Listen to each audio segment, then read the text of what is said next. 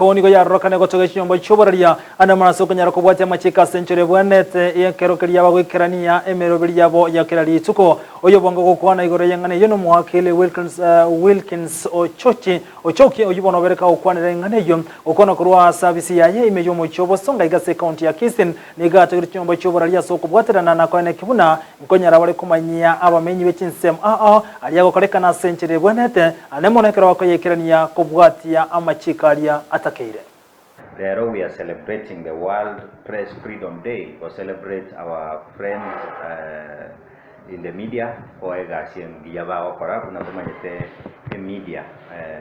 Though bono ega achira a lot of into the digital space. Media ngo korere ga singia sana. Ngose miera banto ngoto teviere osase ke songo ngoto informuere enkikia beire because in sachinde bile media ndo komanya kuna bona machaya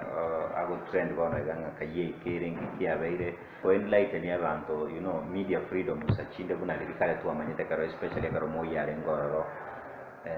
likale kabla no yene katibe tetaraba media really used to have freedom of the media nja bete limited nja cha egaikera segete media had a lot of freedom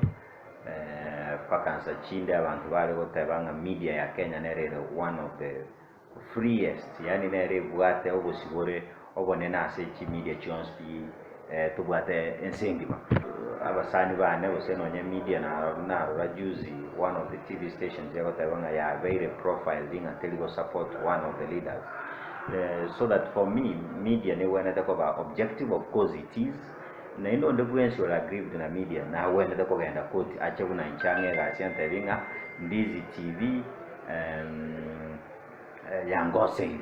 I'll gladly ngo likalirube on Ndizi TV te go apologize because ichi kondi kudu teli baganga ekaro media ya report libobe ne wenda dako sago kwabera onye te ko report